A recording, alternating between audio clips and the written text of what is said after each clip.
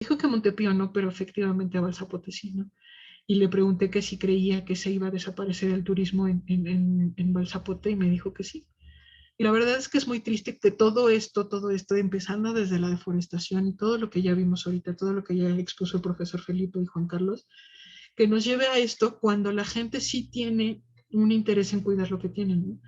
Y a mí todavía me pareció más sorprendente porque ya se los dije, ¿no? Estos dos poblados son migrantes de otros estados de la República y que ahora en verdad estén valorando sus recursos y que estén cuidando lo que tienen alrededor para preservarlo y que tengan un mejor estilo de vida y tal vez poder llegar al ecoturismo, pues entonces la verdad es que habla bien de ellos. El señor Antonio es lo que ofrece, ¿no? Cuando uno llega a su hotel, él te dice, yo te llevo a viajes ecoturísticos, ¿no?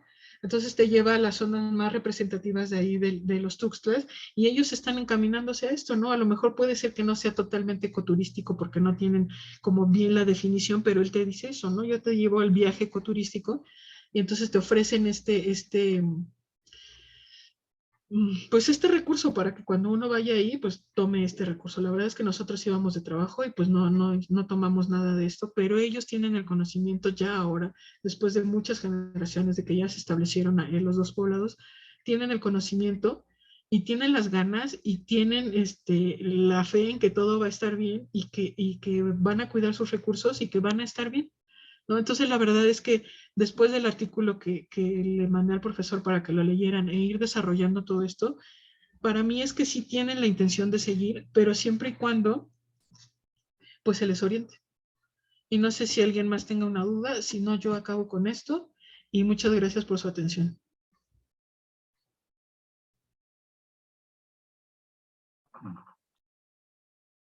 Adelante, Juan.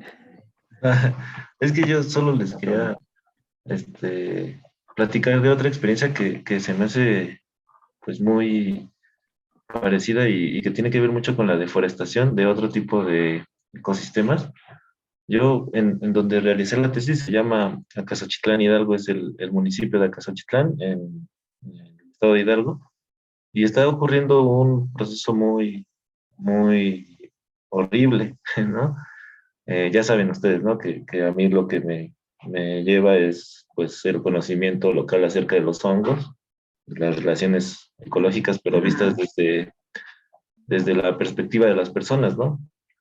Y entonces yo creo que esto es algo en común a los biólogos, ¿no? De donde quiera que vamos, pues vemos estos procesos de degradación ambiental y sobre todo de deforestación, pero cómo está ligado a muchísimas más cosas, ¿no? Como ahorita nos lo expuso bien padre la doctora Lorena, pero va también a otras, pues a otras formas de producir y a otras formas de sobrevivir, ¿no? En estas problemáticas ambientales. Y por ejemplo, yo hice el trabajo de campo ya casi hace 8 años, más o menos, y en ese tiempo, pues yo recuerdo que los pobladores, pues tenían la perspectiva de que iba a mejorar como la cantidad, ¿no? Y la calidad de los hongos, porque habían tenido una época de lluvias fuerte, ¿no? Ya varios años, ¿no? Y después se empezamos a escuchar, en ese momento apenas se empezaba a escuchar en la comunidad a la que yo fui, que se llama Santiago Tepepa, que empezaba a haber deforestación, ¿no? Y entonces eran varias prácticas las que utilizaban para como justificar la deforestación, ¿no? La primera que hacían y que se me hace sumamente horrible es quemar, así, ¿no? Así inducido, quemar los bosques para que posteriormente todos esos sectores que habían quemado, pues los pudiesen talar, ¿no? Y la otra era simplemente llegar con camiones enormes y talar. Y entonces es súper interesante cómo todo se empieza a articular, porque eh, platicando con una compañera que realizó su tesis también de hongos cerca de Acasochitlán, en el municipio conjunto, ella me decía que en su comunidad, a la donde ella fue, pues no ocurría la deforestación, ¿no? Y yo me quedé así como, órale, ¿por qué no ocurre allá? Y acá sí, si el conocimiento es similar. ¿no? Si el aprovechamiento y el manejo de los recursos son similares e incluso los ecosistemas son similares, ¿no? Y entonces lo que empezamos a hacer es como a platicar y nos dimos cuenta de algo muy, muy fundamental, que en la comunidad en la que yo iba, que se llama Santiago Tepepa, la tenencia de la tierra es privada, ¿no? Son comunidades que hicieron parcelas y cada una de las personas pues va pues teniendo ahí sus derechos privados, ¿no? Y en la comunidad donde iba mi compañera, la tenencia de la tierra era comunitaria, era un ejido y bajo el ejido pues se llevaba a cabo todo lo que tenía que ver con el aprovechamiento y manejo del bosque e incluso hacían manejo, ¿cómo se llama? A largo plazo y a mediano plazo, ¿no? Y cómo esta afectación de la deforestación no ocurría en la otra comunidad. ¿Por qué? Porque en la comunidad de Tepepa y en general en la zona, lo que pasa es que el crimen organizado, vinculado a muchas cosas, es el que hace la deforestación, pero en una comunidad organizada no permitía que ocurriera esto, ¿no? Y hacían pues muchísimas acciones directas para que no deforestaran y no incursionaran en sus territorios, ¿no? Entonces ahí es como algo que a mí me pareció muy interesante, que se liga también con el artículo que nos dejó Lorena, ¿no?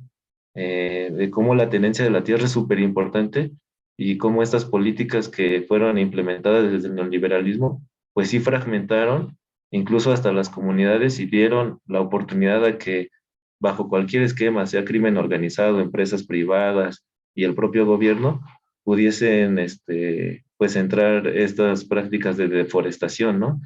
Y entonces, en ese sentido, pues es bien triste que ahora, 8 años después, en la comunidad de Tepepa, que es a la que yo fui, mis amigos y mis amigas hongueras me mandan videos de zonas que nosotros reconocíamos como, bueno, lo que reconocemos como en la etnomicología, se llaman zonas de alta diversidad fúngica. Entonces, esas zonas en donde nosotros reconocimos por medio del conocimiento local de las personas que había muchos hongos, ¿no? Y de diversas especies, ahora ya están totalmente taladas, ¿no? Y ya están quemadas y ya no existen y entonces las personas ya dejan de utilizar sus recursos fúngicos y incluso empiezan a pensar en mudarse de esas comunidades porque en ese momento del año ya no pueden aprovechar los recursos fúngicos, ¿no? Entonces, es súper importante darnos cuenta de este proceso de deforestación que desde mi perspectiva, y yo creo que porque somos biólogos, es uno de los procesos más fuertes, ¿no? Y que más nos interesan y que más nos preocupan respecto a cualquier problemática ambiental, ¿no? Claro que todas las demás pues también son sumamente preocupantes y las iremos viendo, pero esto de la deforestación en particular es muy preocupante, sobre todo para mí que nos dedicamos a los hongos ectomicorrízicos, ¿no? Y pues tienen que ver mucho con la presencia de los árboles, ¿no? Y por ejemplo, ahí en el municipio de Acasochitlán, en 2017 se realizó un estudio en donde mencionaban que ya había una reconversión de más del 50%, ¿no? Entonces ya prácticamente estaban casi sin bosques, ¿no? Bosques templados o bosques de pino y encino. Entonces, sí es muy preocupante y seguramente podríamos ver un montón de las mismas situaciones en muchísimas localidades a lo largo del país y del mundo, ¿no? Entonces, eso les quería compartir.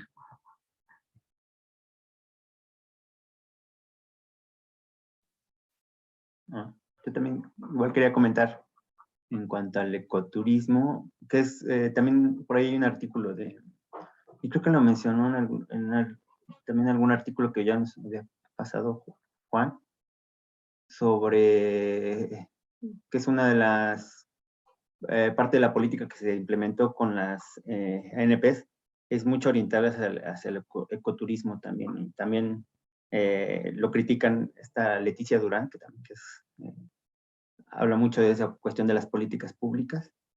y habla de cómo tiende a hacerse mucho hacia esa comercialización de la naturaleza, ¿no? Entonces también hay que tomarlo con cuidado en cuestión de cómo se implementa el ecoturismo.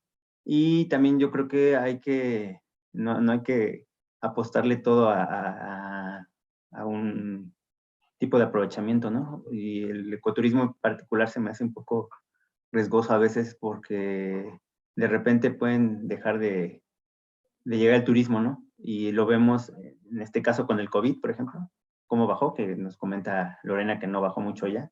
Pero también la otra cuestión es el narcotráfico, ¿no? Que impide que se llegue del turismo en algunas regiones, ¿no? Entonces, ahí en Veracruz, pues está muy grave todo lo del narco, o la cuestión de la inseguridad en general. Y pues hay otras regiones, muchas regiones del país que también es muy peligroso entrar y que no fomentan para nada el turismo, ¿no? Nosotros, creo todavía con Juan, íbamos a hacer una práctica ahí a los Tuxtlas, me parece que todavía fue con Juan, no recuerdo bien, y por cuestión de inseguridad ya no nos dejaron hacer las prácticas hacia Veracruz, entonces es una prueba, ¿no? Una pequeña prueba de lo que cómo se limita. Entonces, yo digo también, no hay que diversificar un poco la economía, ¿no? Para no depender solamente de una actividad. Y bueno, por ahí también quería rescatar un poco de las metodologías que se platicaron, que se mencionaron, ¿no? Esto de la cartografía participativa también es una buena herramienta para identificar esto, ¿no? Lo que nos platicaba Lorena, de cómo las comunidades saben dónde, o fue Juan, no recuerdo, que de identificar los sitios, bueno, con el conocimiento de las personas, de la localidad, de los habitantes, identificamos espacialmente dónde están los sitios o los recursos importantes, ¿no? Por ejemplo, estos sitios ceremoniales, por ejemplo, o de importancia religiosa o espiritual para las personas, y pues los contemplamos para la planeación y el aprovechamiento y la gestión de los recursos. Eso era una herramienta, cartografía participativa, y había otra que ya se me fue. Bueno, ahí mencionaban los datos de deforestación, creo que sí hay bastante información y sistemas bueno, bastante información cartográfica con datos de deforestación que se pueden acceder relativamente fácil. Quién sabe qué tan actualizados estén, pero sí hay mucha información ahí en alguna de las páginas que nos mostraban, por ejemplo. Ahí se ve un poco de información. No sé si quieran comentar algo, si tengan alguna duda, le quieran preguntar algo a Lorena, aprovechando que está por acá. Yo tenía una pequeña duda sobre este caso en el que ya no se pudo aprovechar todo lo que ya se había como preparado. Si antes de hacer estas inversiones, o sea, el gobierno ya les había como dado permiso de establecer todo eso, y pues en caso de ser así, por qué no hay como una involucración, no, sí, un involucramiento más profundo del gobierno de asegurarle a las comunidades que sí puede usar esa tierra, ¿no? Antes de que pues llegue alguien y diga, oye, es que eso es mío. No había un conocimiento de que ese predio tuviera dueño. Por eso hicieron todo, ¿no? Porque además la señora ha estado participando muchísimo en cosas de cuidado ambiental, porque ella también me platicaba que que desde el pueblo donde sembraron los bambús, que ahorita no me acuerdo el nombre, discúlpenme, desde el pueblo que sembraron los bambús, que es arriba, es una altitud más arriba de Montepío, lo que hicieron ella y muchos otros colonos fue bajar, ¿no? Fue ir bajando y recolectando toda la basura. Entonces llegaron hasta Balzapote, ni siquiera fue en Montepío, se pasaron todavía a Balzapote y juntaron toda la basura que fueron encontrando. Y el gobierno, porque hasta me dijo, ¿no? Muy orgullosamente, que el gobernador de Jalapa les dio un reconocimiento por haber hecho esto. Y entonces, ¿cómo se los compensaron? Les pagaron el transporte y les pagaron hospedaje para hacer la presentación de este proyecto que hicieron de recolectar la basura en toda esta zona, ¿no? Entonces, la verdad es que ellos están conscientes de que sí deben de hacer algo por su medio, por el lugar donde viven, y en verdad la señora estaba muy entusiasta y a la vez triste de lo que sucedió, ¿no? De que hubiera llegado un dueño de ese predio y que se los haya quitado, porque no nada más era como de ella, ¿no? Ella básicamente fue la que me platicó, pero eran varias personas las que estaban participando en el desarrollo de este campamento. Y y ¿saben qué es lo peor? Que ya ni siquiera el señor aprovechó, o sea, nada más llegó y dijo, sí es mío, y dejó todas las instalaciones ahí. Entonces ya ni siquiera hizo uso de esto, ¿no? A lo mejor pudo haberlo hecho completamente privado y decir, no, pues es mío y entonces yo me lo quedo y yo voy a hacer el campamento, pero no, ni siquiera eso. El terreno está abandonado porque yo pasé por ahí. El terreno está abandonado y entonces, pues ya no se aprovecha nada. Y que haga o que haya apoyo del gobierno, la verdad es que eso sí no lo sé, pero la verdad es que yo siento que es una zona muy desatendida, ¿no? Muy desatendida, pero en verdad a mi percepción, yo siento que ellos sí quieren hacer el cambio por su comunidad. Sí, es que se me hace muy triste que, o sea, siento que si hubiera habido más preocupación del gobierno por, pues, más que decirles, muy bien por su trabajo, sino nos involucramos con ustedes. O sea, alguien del gobierno debía haber sabido sobre, pues, el estado de esa tierra, ¿no? Entonces, sí es feo, ¿no? Sí, seguro, Que no ayuden realmente. seguro, pero es que ustedes están muy jóvenes, pero en serio, cada cambio de sexenio cambia todo. Entonces, por eso se los decía con lo de Sembrando Vida, ¿no? En verdad a mí me gustaría saber si sí van a seguir con ese programa, porque la verdad es que cambia todo, ¿no? Hay veces que dan unos proyectos, dan otros y cambian unos y quitan otros y se pierde la continuidad de las cosas, ¿no? Por ejemplo, a mí en la Sierra de Guerrero, que les digo que me tocó ver la pobreza, ahí fue donde yo dije, sí es cierto, ¿no? Este programa que y es el de Liconza. Ellos no toman leche. Nadie toma leche en estas comunidades porque no están acostumbrados a tomar leche. Entonces que vayan y les pongan una liconza y que les digan, tienen que ir a comprar leche porque este es el apoyo que les estamos dando. La verdad es que a ellos les pareció bastante ilógico, ¿no? Y esta señora me lo platicó, dijo, yo aquí a mis niños les doy té, o les doy de amamantar, o les doy un frijolito, o les doy tortilla, nosotros vamos por leche. Entonces ha habido programas que sirven y programas que no sirven, y desgraciadamente, pues, en sexenio tras sexenio, y a mí cuando me lo decían, ¿no? De verdad, cuando yo era estudiante y me lo decían, es que, bueno, a ver, ahora que pase el sexenio van a ver cómo se acaba esto y esto y esto, ¿no? Y la verdad es que no me parecía creíble, pero ya conforme he ido creciendo y me he dado cuenta de las cosas, de verdad sí cambian muchas cosas.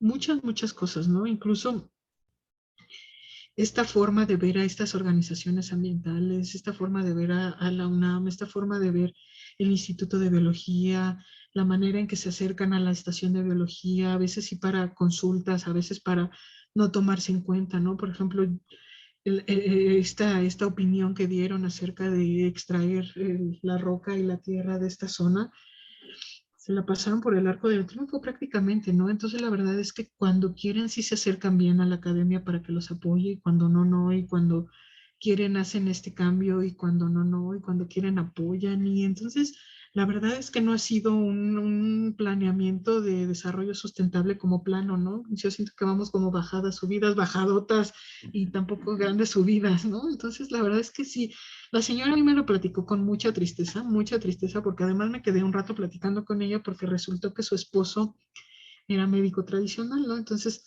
la verdad es que yo me quedé platicando mucho más con ella porque tenía mucho conocimiento que no fue heredado de mamá a hija, sino fue de esposo a esposa, ¿no? Entonces, la verdad es que yo no había nunca conocido un caso así y la verdad es que me pareció fascinante la señora, ¿no? Y ella fue la que me platicó todo esto, ¿no? De que cuando viene el norte cambian todas van más bien quitan todos los locales de la playa para resguardarse. Entonces ella tenía mucho conocimiento de lo que estaba sucediendo en el poblado, ¿no? Y tenía interés también en que esto pasara, ¿no? Que esto sucediera. Incluso ella en su pequeña callecita, porque si conocen Montepío van a ver que es súper chiquito, en su callecita tenía costales, ¿no? De basura, para quien pasara, echar ahí la basura, ¿no? Entonces la verdad es que a mí me impresionó que sí existiera gente, a pesar de que sea un lugar completamente turístico, que existiera gente que sí está preocupada por su entorno, ¿no? Y más saber que tenían esta brigada forestal para que no talaran, la verdad es que también me impresionó mucho. Y el señor Antonio sabe mucho, ¿no? Sabe mucho, a pesar de que uno dijera, yo es el encargado del hotel y no sabe nada, no, la verdad es que sí tiene mucho conocimiento. tiene mucho conocimiento del entorno y es muy agradable platicar con él, muy, muy agradable, porque sabe bastante. Entonces, si alguna vez van, búsquenlo y la verdad es que les va a agradar. Y la señora esta que les digo vive ahí en esa misma callecita del hotel, está aquí de este lado, vive como 2 casitas adelante de ahí. Enfrente del hotel hay como unas cabañitas que igual rentan y atrásito de esas cabañitas es donde vive la señorita. No me acuerdo del nombre, pero si quieren saber más de esto, vayan y busquen. La verdad es que es muy buena conversadora y te platica así, sin más ni más, ¿no? Te platica todo lo que sucede, todo lo que ha hecho y si quieren saber de medicina tradicional, también ella te platica. Uh-huh. ¿Y ya? Aquí Jennifer nos comenta que lo que a su parecer lo que hace falta es más comunicación entre autoridades y comunidades. Porque no solo los gobiernos, que no solo los diferentes gobiernos escuchen, sino que también atiendan los llamados, pero de forma particular para evitar programas como el de la leche. También le parece que implementar esta comunicación va a ser algo difícil por los diferentes intereses. Pues sí, los diferentes intereses, pero ahora sabemos que la gobernanza y la autonomía de los pueblos está resurgiendo cada vez más y más, ¿no? Que ellos están tomando ya la palabra por sí mismos. Y se los vuelvo a repetir, ¿eh? Nosotros como académicos a lo mejor sí tenemos la obligación de orientarlos, pero en lo que ellos quieren, no en lo que nosotros busquemos y en lo que nuestras necesidades académicas, ¿no? Sino en lo que ellos de verdad quieren para poder salir adelante y tener pues no sé, un bien vivir, como se le llama ahora, ¿no? Sí, sí, y bueno, en ese punto bueno, yo también estoy a favor más de que se busque la cooperación entre las personas o la comunicación local, porque también como menciona Lorena, como cada sexenio cambia, los habitantes van a estar ahí siempre, ¿no? O la mayoría del tiempo, entonces ellos pueden ir velando por esos intereses a lo largo del tiempo, ¿no? Porque ya sabemos que cada gobierno va a cambiar. Igual nosotros como investigadores o como parte de la academia, pues igual estemos un rato y después nos vamos, ¿no? Entonces ellos tienen que estar fortaleciendo ahí sus vínculos, ese capital social, ¿no? Hablando otra vez en términos económicos, también a nivel social podemos generar capital, incrementar estas interacciones. Entonces yo también apostaría más por esa cuestión y nosotros sí serviríamos mucho como apoyo, ¿no? Que acercarles esa información, ¿no? Nosotros sabemos todos estos efectos del cambio climático, por ejemplo, a nivel un poco más global, ¿no? O otras cuestiones de interacciones bióticas, que también ellos conocen de alguna u otra forma, pero yo apostaría por este fortalecimiento del capital social en las comunidades para que ellos estén velando por sus intereses en una dirección, a pesar de que estén cambiando los gobiernos a los diferentes niveles, ¿no? Municipal, estatal y federal. Entonces, yo me iría por ese lado. Pero bueno, no sé si tienen algún otro duda o comentario. Bueno. Yo, por ejemplo, respecto a esto de los diferentes intereses, yo creo que el interés siempre es el mismo, ¿no? Por un lado está implementar proyectos económicos y por el otro lado está sobrevivir y pues resguardar, ¿no? La naturaleza. Entonces, aunque cambien los gobiernos, claro, no es que solo se escuchen, ¿no? Sino que se apoye y todo eso, pero no lo hacen porque su interés está en otra cosa, ¿no? Está en tal vez ser presidente municipal y después ser gobernador y después ser presidente, yo qué sé, ¿no? Y aparte pues reaccionan a los intereses económicos. Entonces es muy, desde mi perspectiva, aquí sí les voy a hablar desde mi perspectiva, que pues las personas nos organicemos para realmente hacer defensa y cambio respecto a las problemáticas ambientales, ¿no?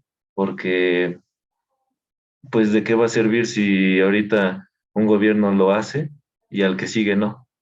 Y si nos dio un presupuesto relativamente alto y el que sigue no, ¿qué va a ocurrir? ¿No? Y yo se los digo por mi experiencia, no en temas de ambientales, pero sí en temas culturales, de cómo en este gobierno ahorita apoyan mucho a la cultura la apoyan y hay un montón de presupuesto para la cultura comunitaria, como le nombran ellos, pero quién sabe si en algún otro sexenio lo vaya a ver, ¿no?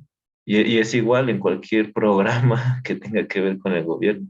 Entonces, más bien, cómo desde la academia y junto, como dice esta Lorena, acompañando sus necesidades y desde sus ideas, pues hacemos que ocurra esta gobernanza, ¿no? O esta gobernanza o esta autonomía o como lo queramos llamar, pero entendiendo que el gobierno no va a hacer nada, ¿no? Así de simple.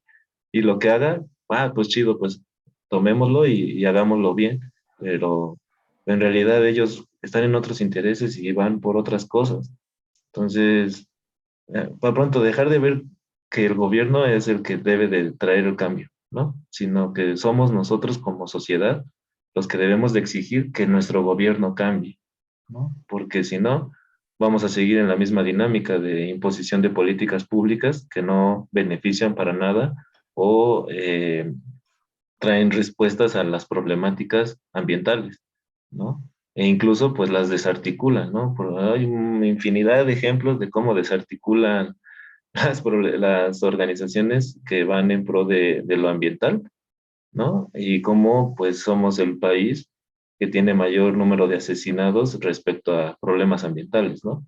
Entonces, no olvidemos que también es tan importante para ellos este tema que incluso asesinan a las personas, ¿no? Ellos, y me refiero no solo al gobierno, sino a las empresas privadas, a los megaproyectos, ¿no? A todo lo que está detrás de la implementación de estas políticas que no benefician al ambiente y que realmente son riesgosas, ¿no? Incluso pues ahí la asociación que tiene que ver con la delincuencia organizada, ¿no? Entonces, pues sí, ¿no? Nos afecta muchísimo, pero si no somos nosotros, nosotras mismas las que nos organicemos para defender y para proponer desde otras perspectivas, pues yo creo, eso sí es personal, ¿no? Yo creo que no lo vamos a cambiar. Entonces, sí me parece muy importante este tema y gracias Lorena, estuvo súper chido. Gracias, Juan. Sí, bueno, no sé si tengan un comentario. A ver, Frida nos va a decir algo. Hola. Bueno, yo igual, o sea, pienso que me hizo súper interesante ese movimiento del ambientalismo social mexicano, que creo que es lo que comenta Juan Carlos, ¿no? Es como la unión de la academia con la comunidad y con los grupos sociales que están en el lugar, ¿no? Y como de ahí hacer un efecto.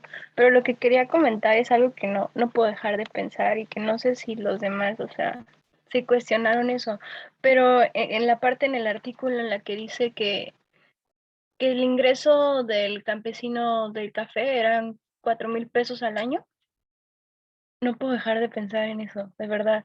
O sea, yo no entiendo cómo alguien puede vivir con eso, ¿no? Y que decía que a partir de los esfuerzos ecoturísticos era un 30% más, ¿no? De esos 4,000 pesos al año, o sea, que ha aumentado su ingreso. Y eso a mí, o sea, me provoca como muchísimos sentimientos porque pues yo no tenía idea, o sea, yo no tenía idea que era tan poquito, ¿no? Yo pienso, si al final, o sea, yo sé que solo tienen dinero hasta el final de la cosecha, pero yo jamás pensé que les pagaran tan poquito. Y a mí sí me tiene como cuestionándome muchísimo como todos estos privilegios, ¿no? Porque yo he llegado a ganar eso al mes y me sentía vulnerable y entonces pienso el nivel de vulnerabilidad en el que se encuentran todas las comunidades y los agricultores y, y que realmente, o sea, esto de paternalismo no ayuda en nada y cómo realmente, cómo podemos ayudar a la agricultura y a esas cosas o cómo podría cambiarse eso y me tiene como bien así, no sé, no tenía idea, la verdad, y para mí fue súper fuerte. Y ya, solo quería comentar eso porque no sé si ustedes sepan qué se puede hacer o cómo se puede uno sentir al respecto. Ya. Cuando compres artesanías o compres esos insumos, dile a la gente que no regatee, porque tú ya lo viste en un artículo, pero la verdad es que es muchísimo más allá. ¿Han visto estos tejidos, estos sombreros tejidos de palma? O los cinturoncitos tejidos de palma, o ahora han traído figuritas tejidas en palma. Esas las hacen en Guerrero. Antes les pagaban a 50 centavos el metro, tejido. O sea, ya tejido, ni siquiera les estaban pagando irlo a colectar, ir a secar y luego tejerlo. Entonces era 50 centavos el metro de este tejido. Y todavía el sombrero o la prenda la vendían súper barata. Entonces por eso ahora, y desde hace muchos años, están diciendo que por favor no regateen, porque no sabemos realmente todo lo que hay detrás y todo lo que cuesta cultivar café o hacer una artesanía. Y es en serio, sí, al final es cuando ellos reciben el dinero, ¿no? Por ejemplo, en el café. Pero no nada más es en el café, es en muchísimas otras cosas. Entonces, por favor, ustedes cuando vayan y conozcan a alguien y que empiece a regatear, díganles, por favor, no regatees. Su trabajo ya les costó y es muchísimo trabajo el que involucra esto de las artesanías y de los productos, ¿no? Porque también a veces creemos que porque traen su fruta criolla, como así le llaman, entonces les debemos pagar menos porque está más chiquita o porque trae algún defecto, ¿no? Entonces también, por favor, piensen en esa parte. Ahora ustedes ya lo saben y ahora ya se dieron cuenta qué tan mal pagado está todo esto. Entonces, una manera de apoyarlos y de ayudar a su economía es no regatear y no discutiéndoles en sus precios. Y también fíjense si es artesanía, ¿no? O si es producto chino. Porque también últimamente ya está el producto chino haciendo artesanías, sobre todo en los tejidos, ¿no? En las prendas de vestir. Entonces, por favor, no regaten. Yo es lo único que les pido. A lo mejor ahorita no se puede hacer nada, ¿no? Y el café de Veracruz tiene muchísimo más bajo su costo al de Chiapas, ¿no? Porque tienen condiciones diferentes, condiciones ecológicas diferentes, uno es de sombra y el otro no, ¿no? Entonces, a lo mejor por eso también el precio era tan bajo. Y esto se tiene que revertir y es lo mismo, ¿no? Volver y decirles, mira, si tú conservas la cerva y abajo pones el café, entonces va a ser más redituable el costo de este café que si lo tienes a exposición libre, ¿no? Entonces ese es el apoyo y es el acompañamiento de saber y si alguna vez lo conocen, tú Frida, si alguna vez vas y conoces a algún agricultor de café, pues entonces puedes exponerle esta parte. Lo único que yo sí que quiero decirles es que no lleguen y decirles, yo tengo todos los títulos y te voy a hacer mejor todo esto, ¿no? Escuchen a la gente cuando platiquen con alguien que conozcan de las comunidades, escuchen los primeros, escuchen lo que tienen que decir y luego entonces ya ustedes como científicos podrán ayudarles, pero tampoco lleguen de yo soy el doctor y entonces te voy a ayudar, porque esto no ayuda en nada. Esto lo único que hace es que las personas se sientan menos y la verdad es que no son menos. A veces ellos tienen muchísimo más que enseñarnos que nosotros lo que les discutimos, que les enseñamos. Juan Ramón quiere decir algo. Sí, bueno, con esto de no regatear, la semana pasada hubo un evento, o no sé cómo, no me acuerdo el nombre, pero fue en Los Pinos, en donde varias personas, bueno, de todas las comunidades de México fueron a vender sus productos.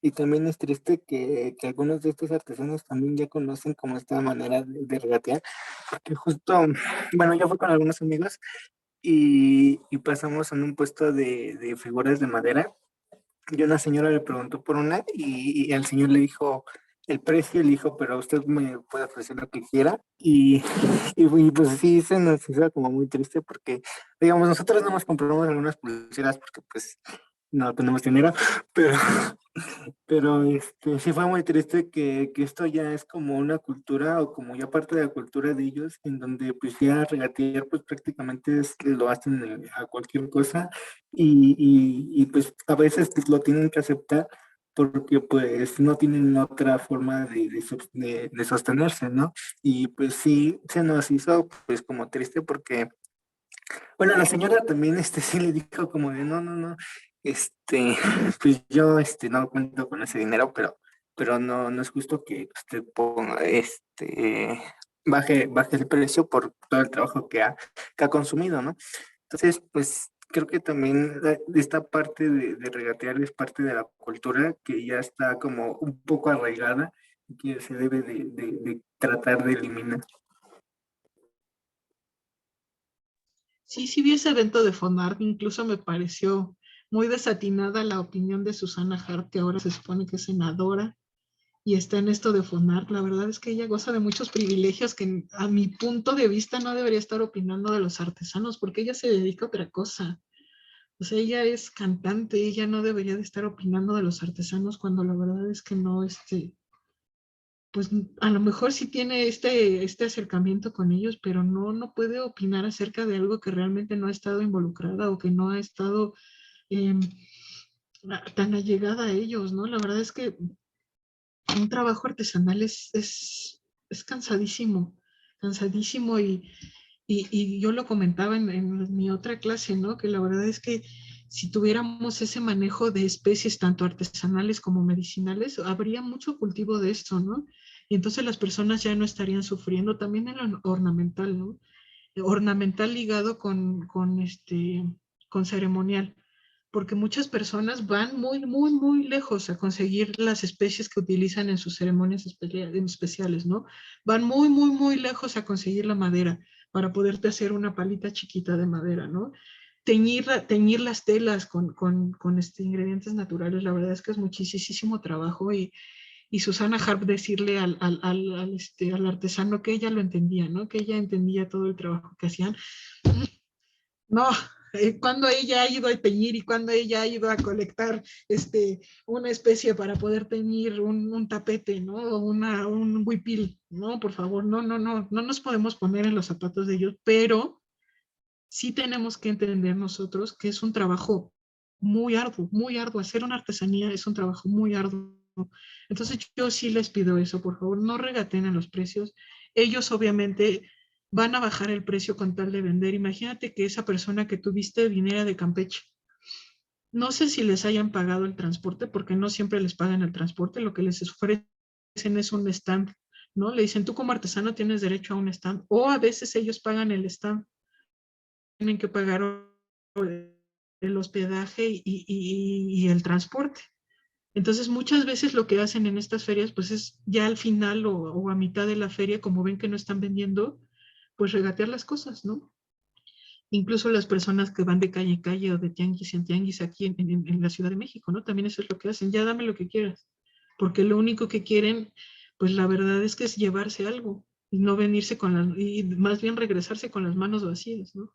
Porque ya invirtieron en venir, ya vinieron en trabajar, a lo mejor las palitas de madera que traen son de un año y lo único que quieren hacer es venderla y pues la verdad es que es triste, ¿no? Es triste pagar esas cositas. Yo he estado comprando últimamente en el tianguis que tengo del jueves, no sé si pueden ver esto, miren. La verdad es que está bien bonito. Y es un morterito, ¿no? Y es madera. Y lo trajeron de Oaxaca.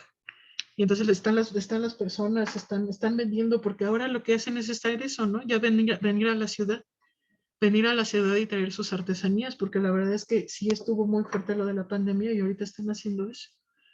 Entonces lo único que podemos ayudar la manera que yo veo que les podemos ayudar, pues es valorando su trabajo y valorando en el precio en el que lo dan.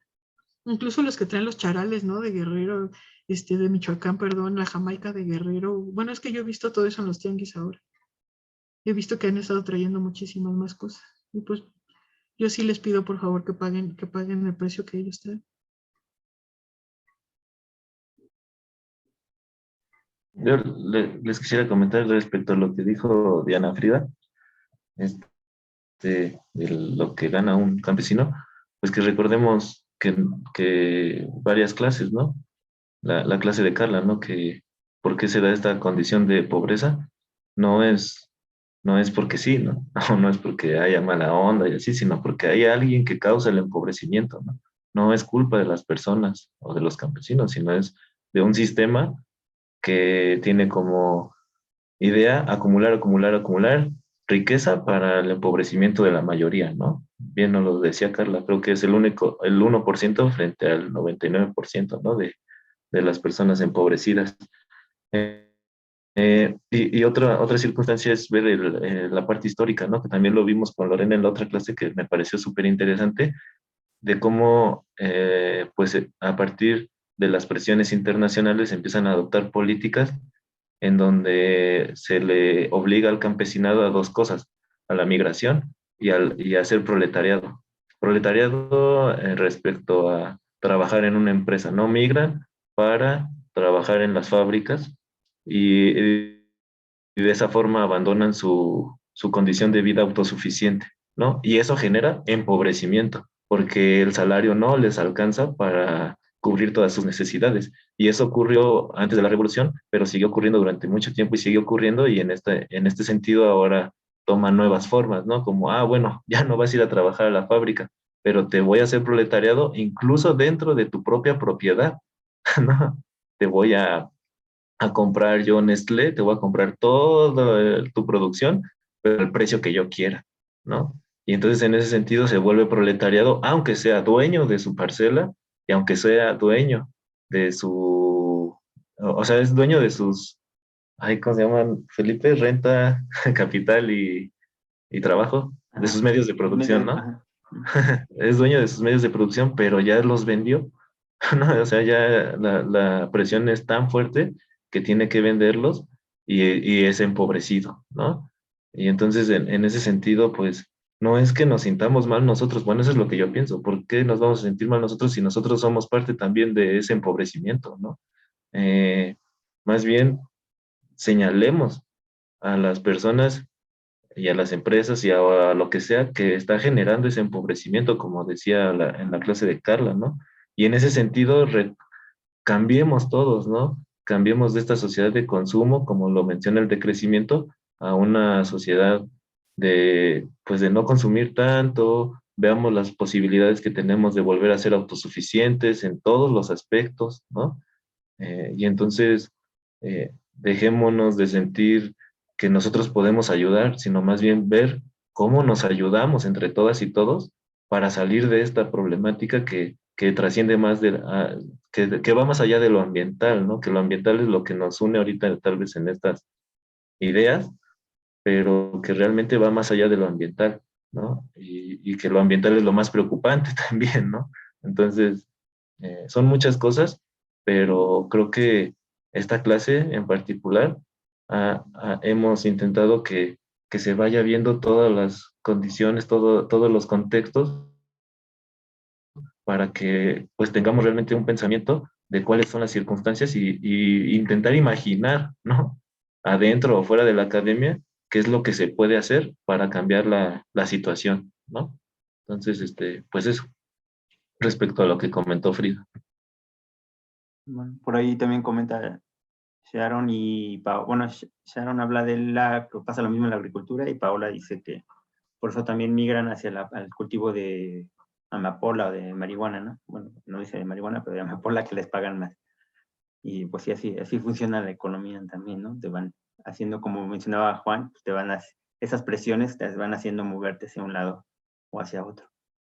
Y bueno, también con relación a lo que decía Frida, pues también yo creo que la cooperación, esto de la economía social que ya lo hemos visto, que después nos va a presentar Juan, o nos va a pasar la presentación, pero también no esa organización entre los productores, ¿no? También es más fácil enfrentar estas situaciones en comunidad, ¿no? En conjunto. Entonces se pueden organizar, juntar su producción pues es más fácil que entre todos den un precio más alto o pues ya procesarlo por ellos, ¿no? Porque a veces les sale, pues pueden ganar un poco más, ¿no? Aunque tampoco es fácil. Pero por ahí también podría ir un poco de la respuesta, de lo que se podría hacer, ¿no? Bueno. Apenas vi ese caso, profesor Felipe, rápido, Sí. ya sé que ya se va a acabar la clase. Ahora en la temporada de elote cacahuacintle, ven que es bien sabrosísimo, ¿no? Entonces acá en la carretera Jusco se pusieron varios camiones y estaban vendiendo, y la verdad es que conozco a un señor de hace muchos años porque venía en un tianguis acá arriba, y le pregunté que dónde conseguía el elote, ¿no? Porque traían camiones muy, muy grandes. Y me dijo que iba con unos agricultores precisamente de Toluca, porque ellos ya no querían vender en la central de abastos, porque en la central de abastos les pagaban muy poquito, y en la central de abastos cada elote lo estaban vendiendo en 25 pesos, ¿no? O sea, ni siquiera la docena ni nada de esto, era cada elote. Y entonces al señor le pagaban súper barato el elote, y decidieron que todos esos agricultores de esa zona de Toluca decidieron que ya no lo iban a vender a la central de abastos. Entonces lo que hicieron fue ponerse al lado de la carretera, y entonces las personas como el señor que yo le compré iban ahí y se las compraban directamente, y entonces tenían un mejor beneficio, ¿no? De que estar vendiéndolas a otras grandes empresas como la central de abastos, como puso la chica, ¿no? Que también de la central de abastos vende muy barato y la central de abastos vende caro ya, ¿no? Entonces sí es un problema no nada más de artesanía ni de productos, ¿no? Yo creo que es muchísimo más grande y engloba pues una conciencia social de todos. Sí. Pues así como dice, sí, hay muchos aristas, ¿no? Que se pueden tocar, platicar, pero como dicen, pues ya, como vemos ya ya va a acabar la clase, entonces, pues agradecerte, Lorena, por la plática y por la experiencia, ¿no? También de lo que viste en los Tuxtlas. Yo también les iba a comentar de una película que me acordé que lo grabaron en los Tuxtlas, la de Sueño en otro idioma, no sé si la vieron, que la graban ahí en los Tuxtlas. Entonces ahí. Sí, está muy buena. Es grabada ahí en los Tuxtlas. Entonces, creo que ganó aquí el Ariel a la mejor película, algo así. Entonces, y es grabada en los Tuxtlas, por si la pueden ver, pues para que vean más o menos cómo son los Tuxtlas. Sí, ya me acordé, está súper chida. También hay otra, pero no me acuerdo si es el chamán o el brujo o así, pero ya tiene muchísimos años. La verdad es que también está interesante, búsquenla. Esa también está muy buena. Si no, luego se la pasa al profesor y ya que se las pase usted. No la tengo, nada más les paso el nombre. El nombre, ok, está bien. Y pues ya, pues nos vemos el miércoles. Todavía no me mandan la liga para lo de la... Bueno, dice que... está interesante, dice Juan. Todavía no me mandan la liga para el recorrido virtual que vamos a tener con los cerdos, la granja porcícola. Entonces, pues en cuanto me la mandan, la subo al Moodle para que la tengamos. Pero acuérdense que... Bueno, pero nos vemos a las 8. La visita va a ser a las 9. A las 8 nos vemos igual aquí en el Zoom. Y bueno, nos va a acompañar el grupo de la maestra también, de la profesora Lorena. Bueno, espero, no sé si puedan todo su grupo, porque no es su horario. Pero a las 9 nos vemos a las 8 aquí en el Zoom. Y yo espero ya tener la liga y se las paso, porque les decía que, otra vez se me olvidó checar, pero no va a ser en Zoom, va a ser no me acuerdo si en Teams, ¿no? Teams mandó decir. ¿Eh? En Teams sí decía que en Teams. ¿En Teams? Ok, sí, no me acordaba. Entonces, sí, decía ahí, es en Teams, entonces la visita para que, bueno, creo que eso no se tiene que descargar, ¿no? Creo que ya, ahí luego, no sé, pero para que lo vayan contemplando. Feli, vamos a empezar con la discusión de gobernanza el miércoles. Yo creo que sí, que era el artículo, ¿no? El artículo, y ya se me olvidó, discúlpenme, pero ya les subí los 2 videos. Ahorita ya los acabo de subir para que también los vean y los podamos relacionar con la discusión, ¿no? Y el artículo que está bien cortito, creo que son 3 páginas o algo así. Bueno, pero está en inglés, entonces ojalá y no les lleve tanto tiempo como a mí. El marco teórico, ¿no? Sí, el marco teórico. El inerostrum. Sí, igual, bueno, sí. Nos vemos entonces el miércoles. Sí. Gracias, Lorena. Gracias. Gracias, Juan. Gracias, Lorena. Profesor Felipe, muchísimas gracias. Sí, no, a ti, muchas gracias por el apoyo. apoyo. Nos vemos el miércoles de todas maneras. Sí, pero no sé si ya tienes que ir. No, entonces no espero. Gracias. Voy a ponerle pausa ya aquí a la... Bueno, stop.